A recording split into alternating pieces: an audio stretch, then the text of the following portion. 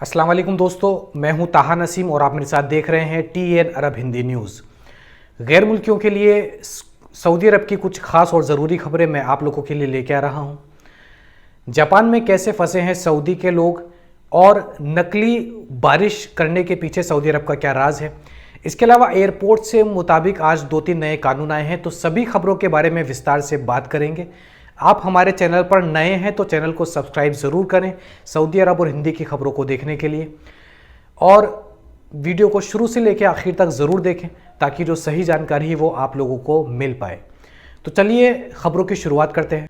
नकली बारिश हमने अक्सर पिक्चरों में, फिल्मों में ज़रूर देखी है और कुछ दिनों से खबरें भी आ रही हैं कि सऊदी अरब के अंदर फेक रेन का जो एक्सपेरिमेंट है वो किया जा रहा है।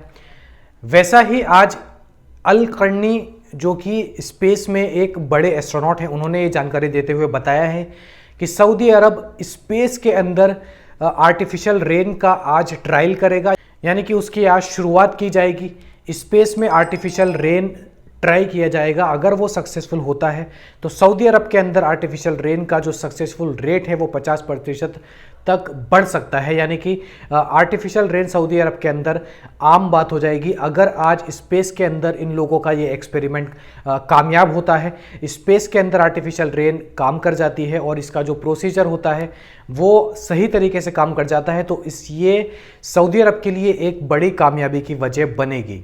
आज जापान के टोक्यो में और टोक्यो के आसपास के एरिया में 6.2 मैग्नीट्यूड का अर्थक्वेक महसूस किया गया, जिसमें किसी की इंजरी की खबर तो नहीं आ रही है, लेकिन जापान की टोक्यो की बिल्डिंगें, इमारतें और उसके आसपास का जितना भी एरिया है वो इससे भारी मात्रा में जो है ध्वस्त हुआ है। जिसके बारे में जानकारी देते हुए ये बताया गया कि जापान के अंदर जो सऊदी एम्बेसी मौजूद है वहाँ से लगातार सऊदी एम्बेसी का कांटेक्ट जारी है और जितने भी सऊदी सिटीजन्स जापान के अंदर मौजूद हैं उनसे लगातार सऊदी एम्बेसी की बातचीत हो रही है और उनको आश्वासन दिलाया जा रहा है कि किसी भी तरीके से डरने की कोई ज़रूरत नहीं है। अगर किसी भी वजह से सऊदी सिटीजन्स को वहाँ से निकालने की ज़रूरत पड़ती है तो सऊदी एम्बेसी एकदम तैयार है और इसके इंतज़ामात में लगी हुई है। अगली खबर हमारे पास आ रही है हज एंड उम्रा कमेटी की तरफ से। हज एंड उम्रा कमेटी ने आज एक बयान देते हुए लोगों को सख्त वार्निंग दी है, सलाह दी है कि जो भी गैर मुल्की सऊदी अरब के अंदर आ रहे हैं हज करने के लिए, उनसे ये आवेदन किया गया है, उनको ये चेतावनी दी गई है कि वो ज़्यादा से ज़्यादा लगेज लाने से बचें, यानी कि किसी भी तरीके का हैवी लगेज सऊदी अरब के अंदर ना लेकर आए। और अगर वो लेकर आते हैं तो उनको कुछ बातों का ध्यान रखना होगा, जैसे कि दूसरे लोगों से अपना लगेज उठाने की मदद मांगना। ऐसा अब कोई भी हज पिलग्रिम नहीं कर सकता। अगर वो भारी लगेज लाता है तो उसको अपने लगेज का पूरी तरीके से ध्यान रखना होगा और भीड़ में दूरी बनाए रखते हुए चलना होगा एयरपोर्ट के अंदर। और हज एंड उम्रा कमेटी ने यह भी बताया है कि दूसरों के सामान किसी भी तरीके से टच ना करें। कोई भी लगेज हो दूसरे एक इंसान का आप नहीं उठा सकते। अगर वो आपसे मदद भी मांगता है तो आप उसकी मदद नहीं करेंगे। इन बातों का खास ध्यान रखने के लिए हज एंड उम्रा कमेटी ने आज कहा है, और अगर आप ऐसा नहीं करते तो आप पर इसका भारी जुर्माना लगाया जा सकता है। तो इन बातों का ध्यान रखें जब आप सऊदी अरब के अंदर एंटर होते हैं। क्या आप और हम में से कोई भी ये सोच सकता है कि जब कोई भी एरोप्लेन हवा में उड़ रहा हो उस समय उसका इमरजेंसी गेट हमसे खुल जाए या फिर कोई और खोल दे? आप सोच सकते हैं कि उस वक्त का नज़ारा क्या होगा और इसके परिणाम कितने खतरनाक हो सकते हैं। वैसी ही खबर आज हमारे पास आ रही है। एशियाना एयरलाइंस, जो कि साउथ कोरिया की एक एयरलाइंस है, जब ये डाइगो सिटी पर पहुंचने वाली थी, ठीक अराइवल से पहले एक शख्स जो कि बताया जा रहा है कि 30 साल उसकी उम्र थी, उसने इंटेंशनली यानी जानबूझ के इमरजेंसी डोर के बटन को दबाया, जिसके बाद वो इमरजेंसी डोर खुल गया। जब तक कि वो एरोप्लेन लैंड नहीं हुआ था, लैंड होने ही वाला था, उसके कुछ देर पहले ही उससे वो इमरजेंसी द्वार खुल गया। ये वीडियो आप देख रहे हैं।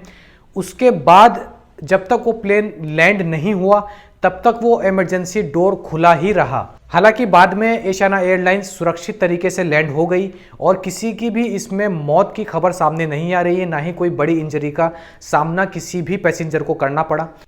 बाद में डाइगो मेडिकल स्टाफ ने जब लोगों से बात की तो उसमें बताया गया कि एक शख्स जिसकी उम्र 30 साल थी उसने जानबूझ के ये सब किया, जिसके बाद जो है 149 पैसेंजर्स जो कि उस वक्त प्लेन के अंदर मौजूद थे उनमें से 9 लोगों को अस्पताल में भर्ती कराया गया। उनको कोई सीरियस इंजरी नहीं हुई, लेकिन सदमे से वो लोग सांस नहीं ले पा रहे थे, ट्रॉमा में चले गए थे। इस वजह से उनको अस्पताल में भर्ती कराया गया और उनका इलाज अब हो रहा है। ऐसे लोगों की मानसिकता क्या हो सकती है जो कि एक उड़ते प्लेन का इमरजेंसी द्वार खोल दे? इसके बारे में आपकी क्या राय है वो हमें कमेंट करके ज़रूर बताएं। अगली खबर हमारे पास आ रही है अल-हासा से। सऊदी अरब के अंदर पुलिस वालों की या फिर आर्मी वालों की वीडियो बनाना या फिर किसी भी तरीका का कोई भी विजुअल शूट करना टिकटॉक के लिए या फिर यूट्यूब के लिए या अपने इंस्टाग्राम के लिए, ये काफ़ी बार हमें सुनने को मिलता है कि ये बहुत भारी पड़ जाता है लोगों को। ऐसी ही एक खबर हमारे पास आ जा रही है अल-हासा से। अल-हासा में एक शख्स ने एक वीडियो बनाया जिसके अंदर उसने अल-हासा को लेकर कुछ अफवाहें फैलाई। अल-हासा शहर के बारे में उसने कुछ गलत इल्ज़ाम लगाए और अफवाहें फैलाई, जिसके बाद उसका वीडियो सोशल मीडिया पे वायरल हुआ और बाद में उसको सऊदी अरब के पुलिस के द्वारा अरेस्ट कर लिया गया और उस पर अब कार्रवाई की जा रही है। हालांकि ये कोई बड़ा जुर्म नहीं है, लेकिन सऊदी अरब के अंदर ये बहुत बड़ा जुर्म माना जाता है। जब भी आप कोई सोशल मीडिया पे वीडियो अपलोड करते हैं और उस वीडियो में किसी भी तरीके से कोई भी फेक न्यूज़ आप देते हैं या फिर किसी भी तरीके से लोगों के बारे में या किसी जगह के बारे में आप गलत इन्फॉर्मेशन देते हैं, तो ये एक बड़ा क्राइम सऊदी अरब के अंदर माना जाता है और इसके बाद आप तुरंत गिरफ्तार भी हो जाते हैं। अगली खबर हमारे पास आ रही है जद्दा से। जद्दा के अंदर 3 लोगों को कल पुलिस ने गिरफ्तार किया जो कि ड्रग्स का प्रमोशन कर रहे थे और ड्रग्स बेच रहे थे। डेली एक खबर हमारे पास इसके मुताबिक ही आती है, जहाँ पे लोग अरेस्ट हो रहे हैं, गैर मुल्की भारी संख्या में अरेस्ट हो रहे हैं, लेकिन फिर भी लोगों को ये समझ नहीं आ रहा है कि सऊदी अरब के अंदर ड्रग्स बेचना या फिर ड्रग्स का इस्तेमाल करना या किसी भी तरीके से इसके अंदर हाथ डालना, ये आज के डेट में बहुत बड़ा जुर्म बन चुका है। और सऊदी अरब के अंदर बाकायदा इसके लिए बड़े बड़े कैंपेन चलाए जा रहे हैं। लोगों के घर में घुसकर चेकिंग जो है पुलिस के द्वारा की जा रही है, फिर भी लोग इन चीज़ों से बाज नहीं आ रहे हैं। 3 लोग जो अरेस्ट हुए उनमें से एक पाकिस्तानी नागरिक बताया जा रहा है कि जो कि जद्दा के अंदर ड्रग्स सेल कर रहा था, बेच रहा था। इन तीनों लोगों को गिरफ्तार कर लिया गया और अब इनके ऊपर कार्रवाई की जा रही है। तो ये थी आज की कुछ खास और ज़रूरी खबरें सऊदी अरब की गैर मुल्कियों के लिए। ऐसी ही खबरें मैं आप लोगों तक डेली पहुंचाता हूं। अगर आप हमारे चैनल पर नए हैं तो चैनल को सब्सक्राइब करना ना भूलें और किसी भी तरीके का सवाल आपके मन में आता है तो आप हमें कमेंट्स बॉक्स में लिखकर ज़रूर पूछ सकते हैं। हम आपके सवाल का जवाब देने की कोशिश ज़रूर करेंगे। वीडियो पसंद आई हो तो वीडियो को लाइक ज़रूर करें। मैं ताहा नसीम अब आपसे इजाज़त चाहता हूँ। इंशाल्लाह जो है कल मज़ीद खबरों के साथ आपसे फिर मुलाकात होगी।